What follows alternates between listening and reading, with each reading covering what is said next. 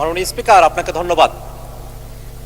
মাননীয় সরকার দলীয় সংসদ সদস্য যে প্রস্তাবটি আজকে এখানে উত্থাপন করেছেন, সে প্রস্তাবের বিষয়ে আপনার আগে দৃষ্টি আকর্ষণ করছি। মাননীয় স্পিকার, আপনি সেদিন বলেছিলেন বিরোধী দলীয় নেতার যে প্রস্তাব, সেই প্রস্তাবটার ব্যাপারে আপনি নিজে বলেছিলেন যে যদি আইন প্রণয়ন সংক্রান্ত কোনো বিষয় হয় তাহলে সেটাকে প্রস্তাব আকারে এখানে উত্থাপন করা যায় না। সেদিন বিরোধী দলের ব্যাপারে আপনি যে কথাটি বলেছিলেন, সে কথাটি কেন সরকার দলের ব্যাপারে বলেন নাই, সেটি বিষয়ে আপনাদের প্রশ্ন রয়েছে। মাননীয় স্পিকার, এই ক্ষেত্রে আমাদের একটা বক্তব্য আছে। মাননীয় স্পিকার, বিরোধী দলের নেতা যে প্রস্তাবটি উত্থাপন করেছিলেন সেটা আইন প্রণয়ন সংক্রান্ত কোনো ইস্যুতে ছিল না। মাননীয় স্পিকার, কারণ আইন অলরেডি প্রণীত হয়েছে, আদেশ জারি হয়েছে, অধ্যাদেশ জারি হয়েছে, সংবিধান সংস্কার পরিষদে আমরা শপথ গ্রহণ করেছি।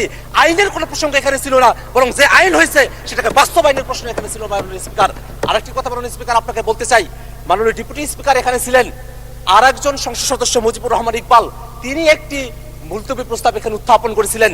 সেই মুলতবি প্রস্তাবের ব্যাপারে সিদ্ধান্ত কি সেটা না জানিয়ে পরের প্রস্তাব এখানে দেওয়া হলো। মাননীয় স্পিকার, সেই বিষয়টা আপনার কাছে আমরা জানতে চাই। মাননীয় স্পিকার, আমরা একটা কথা খুবই স্পষ্ট করে বলতে চাই, মাননীয় সংসদ সদস্য যে প্রস্তাবটি উত্থাপন করেছেন সেখানে তিনি বলেছেন যে জুলাই সনদ রাজনৈতিক সমঝোতার দলিল, সেটা সংবিধান সংশোধন, পরিবর্তন, আইন প্রণয়ন, এই বিষয়গুলোর কথা তিনি সেখানে বলেছেন এবং বলেছেন এটা বাস্তবায়নের পথরেখা কি হতে পারে সেই নিয়ে আজকের এই মুলতবি প্রস্তাব। মাননীয় স্পিকার, আপনার মাধ্যমে আমি তাদেরকে জানিয়ে দিতে চাই যে আজকে যে প্রস্তাবটি তিনি এখানে উত্থাপন করেছেন সেই প্রস্তাবটি উত্থাপন হওয়ার যোগ্য প্রস্তাবই নয়। মাননীয় স্পিকার, আমাদের যারা সরকার দলীয় সংসদ সদস্যরা আছেন তারা যে স্মৃতি বিস্মৃত হয়ে গেছেন সেই বিষয়টা আমাদেরকে কষ্ট দেয়। মাননীয় স্পিকার, আমাদের মনে রাখা প্রয়োজন 31শে জুলাই যেদিন ঐকমত্য কমিশনে সংস্কারের প্রস্তাবনাগুলো নিয়ে আলোচনা কনক্লুশন হলো, সেই দিনই সেই বৈঠকেই বাস্তবায়নের বিষয় নিয়ে কি আলোচনা হতে পারে সেটা নিয়ে সকল রাজনৈতিক দল আমরা সেখানে প্রস্তাব উত্থাপন করেছিলাম। জুলাই সনদ কিভাবে বাস্তবায়ন করা হবে সেটা নিয়ে সেই ঐকমত্য কমিশনে আলোচনা সমাপ্ত হয়েছে। সেই আলোচনার ফলাফল আজকে বিএনপি মানতে চায় না।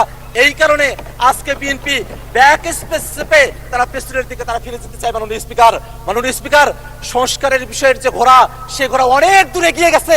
সেই ঘোড়াকে এখন লাগাম পরানোর চেষ্টা করছে সরকার দলীয় সদস্যরা। মাননীয় স্পিকার, সংস্কারের যে পুরো বিষয়বস্তু, এখানে জুলাই সনদ, আদেশ, অধ্যাদেশ, গণভোট, সংবিধান সংস্কার পরিষদ, এই 5টা ধাপ রয়েছে। মাননীয় স্পিকার, আজকে এখানে যারা সরকার দলীয় সংসদ সদস্যরা আছেন মাননীয় স্পিকার, তারা আদেশের কথা বলেন না, তারা অধ্যাদেশের কথা বলেন না, তারা গণভোটের কথা বলেন না, তারা সংবিধান সংস্কার পরিষদের কথা বলেন না, তারা শুধুমাত্র জুলাই সনদের কথা বলেন। ওই জুলাই সনদ, যেই জুলাই সনদটা শুধুমাত্র তাদের পক্ষে জুলাই সনদ উইথ নোট অফ ডিসেন্ট। মাননীয় স্পিকার, একটা কথা এখানে স্মরণ করে দেওয়া প্রয়োজন, 17 অক্টোবর জুলাই সনদ এই সংসদ ভবনের বাইরে স্বাক্ষর করা হয়েছিল। তার পূর্বে ঐকমত্য কমিশন কর্তৃক আমাদেরকে যে জুলাই সনদের কপিটা দেওয়া হয়েছিল মাননীয় স্পিকার, এই জুলাই সনদের কপির মধ্যে আপনি কোনো পয়েন্টে দেখবেন না সেখানে কোনো নোট উল্লেখ আছে। মাননীয় স্পিকার, কিন্তু আমাদের সরকার দলের মাননীয় স্বরাষ্ট্রমন্ত্রী এবং মাননীয় আইনমন্ত্রী তারা বারংবার একটা নোটের কথা উল্লেখ করেন। সেই নোটটা হচ্ছে অবশ্য কোন রাজনৈতিক দল বা জোট তাদের নির্বাচনী ইশতেহারে উল্লেখপূর্বক যদি জনগণের ম্যান্ডেট লাভ করে তাহলে তারা সেই মতো ব্যবস্থা গ্রহণ করতে পারবে। এই যে নোটের বিষয়বস্তুটি জুলাই সনদের মধ্যে অন্তর্ভুক্ত করা হয়েছে মাননীয় স্পিকার, এই বিষয় নিয়ে ঐকমত্য কমিশনে কোনো আলোচনা হয় নাই। ঐকমত্য কমিশন আমাদেরকে যে জুলাই সনদের খসড়া প্রণয়ন করেছিল সেই খসড়ার মধ্যে এটা ছিল না। কোনো একটা দল বা কোনো একজন ব্যক্তি এই সংসদ প্লাজার সামনে এসে নিজের মতো করে এই নোটটি সেখানে অন্তর্ভুক্ত করেছিল যাতে জাতির সঙ্গে প্রতারণা করা যায়। মাননীয় স্পিকার, আমরা এই বিষয়ে ঐকমত্য কমিশনের যারা দায়িত্বশীল আছেন এবং এখানে আপনারা যারা আছেন তাদেরকে তদন্ত করে এই নোটটি কারা অন্তর্ভুক্ত করেছিল সেই ব্যাপারে আমরা খোঁজ চাই। মাননীয় স্পিকার, আর একটা বিষয় একটু বলে রাখা প্রয়োজন। মাননীয়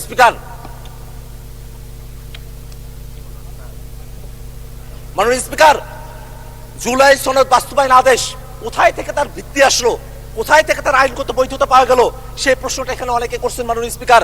কিন্তু জুলাই সনদ আদেশটা তারা যদি পড়তেন, সেই জুলাই সনদ আদেশের একেবারে প্রিয়াম্বলের মধ্যে বলা আছে জনগণের সার্বভৌম ক্ষমতা এবং অভিপ্রায়ের বহিঃপ্রকাশ হিসাবে এই জুলাই সনদের যে আদেশ, সেই আদেশটা জারি করা হয়েছিল। মাননীয় স্পিকার, যারা জনগণকে এই কথা বলছে যে জনগণ গণভোটের এতগুলো বিষয় তারা কি পড়ে, জুলাই সনদ এতগুলো বিষয় পড়ে তারা কি ভোট দিয়েছেন, জনগণকে যারা এখানে সংসদে দাঁড়িয়ে মূর্খ সাব্যস্ত করতে চাচ্ছেন তাদের উদ্দেশ্যে আমরা বলি, আপনাদের এই পজিশন গণভোটের পক্ষে হ্যাঁ বলার পরে আজকে গণভোটের বিপক্ষে অবস্থান নেওয়া বিএনপির দলগত মূর্খতা বা সততাকে প্রকাশ করতে মাননীয় স্পিকার। আমরা এই কথাটা আপনার মাধ্যমে তাদের কাছে জানিয়ে দিতে চাই। একটা বিষয় মনে রাখা প্রয়োজন মাননীয় স্পিকার, এখানে সরকার দলের পক্ষে পার্থ ভাই তিনি দাঁড়িয়েছিলেন, তিনি বলেছেন সংবিধান একটা কোয়াজি কনস্টিটিউশনাল পরিস্থিতির মধ্য দিয়ে আছে। সরকারি দলের একজন এমপি যখন কোয়াজি কনস্টিটিউশনাল কথা বলেন, অর্থাৎ খণ্ডিত সংবিধানের কথা বলেন, তখন কিন্তু আমাদের যুক্তিই বেশি সাব্যস্ত হয় মাননীয় স্পিকার। কারণ তারা বারংবার সংবিধানের পরিপূর্ণ বাস্তবায়নের কথা বলছেন, কিন্তু আমরা বলছি এটাই বাস্তবতা যে বাংলাদেশ 5 আগস্টের পরে একটা এক্সেপশনাল অবস্থার মধ্য দিয়ে আমাদেরকে যেতে হয়েছে মাননীয় স্পিকার। আমরা কনস্টিটিউশন পুরাটা মানতেও পারি নাই, পুরাটা ছাড়তেও পারি নাই, এমন একটা পরিস্থিতিতে আমাদেরকে আসতে হয়েছে মাননীয় স্পিকার।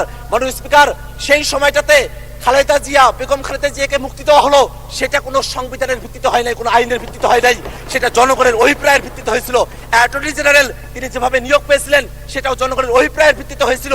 এই যে জনগণের অভিপ্রায়ের ভিত্তিতে সেই সময়টাতে এক্সেপশনাল একটা পরিস্থিতিকে আমরা ডিল করেছিলাম, সেই পরিস্থিতিকেই টেকসই করার জন্য এই যে আদেশ, সেই আদেশটাও জনগণের অভিপ্রায় এবং ক্ষমতার ভিত্তিতে এটাকে জারি করা হয়েছে মাননীয় স্পিকার। মাননীয় স্পিকার, একটা বিষয় একটু জানিয়ে রাখা প্রয়োজন, আমরা জুলাই সনদে এমন অনেকগুলো বিষয় নিয়ে কথা বলেছি যেগুলো সংবিধানের মৌলিক যে কাঠামো আছে সেই কাঠামোর সেখানে ব্যত্যয় তৈরি করে।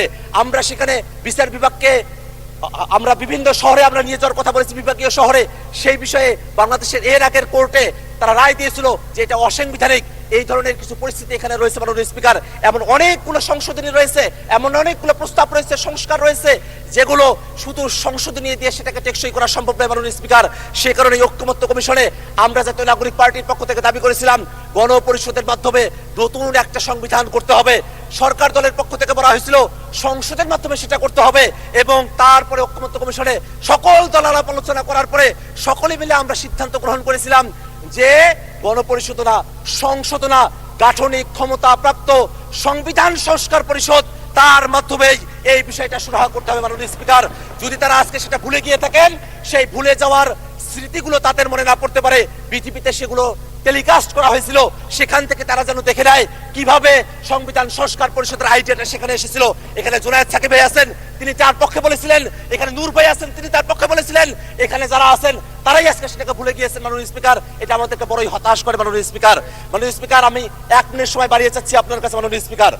মাননীয় স্পিকার, ওকে, 1 মিনিট বাড়িয়ে দেওয়া হলো, 1 মিনিটের মধ্যে শেষ করবেন, তখন মাইক অফ হয়ে যাবে।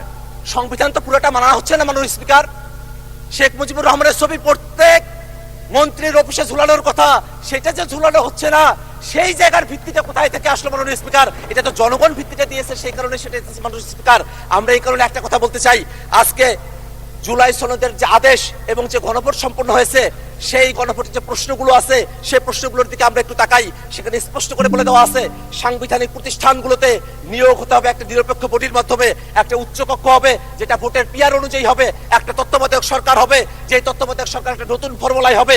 এই বিষয়গুলো বিএনপি পালন করতে চায় না বিধায় তারা আজকে গণভোটের বিপক্ষে অবস্থান নিয়েছে মাননীয় স্পিকার। মাননীয় স্পিকার, আমরা খুবই বিনীতভাবে তাদের কাছে একটা কথা জানতে চাই, এই বিষয়টা কোনোভাবেই কোনো বিতর্কের বিষয়বস্তু নয়, এটা কোনো আলোচনার বিষয়বস্তু নয়। বাস্তবায়ন জুলাই সনদ কেমন করে হবে সেই ধাপগুলো ঐক্যমত্য কমিশনের সেই আলোচনাগুলো কমপ্লিট হয়ে গেছে। অতএব আজকে যে প্রস্তাবটা নিয়ে আসা হয়েছে এই প্রস্তাবটা গ্রহণ না করার জন্য মাননীয় স্পিকারের কাছে বিনীতভাবে আহ্বান জানাচ্ছি মাননীয় স্পিকার। ধন্যবাদ সকলকে। ধন্যবাদ মাননীয় সদস্য। এই সংসদে আপনার অনেক মামা চাচা খালু থাকতে পারে, কিন্তু সবাইকে মাননীয় সদস্য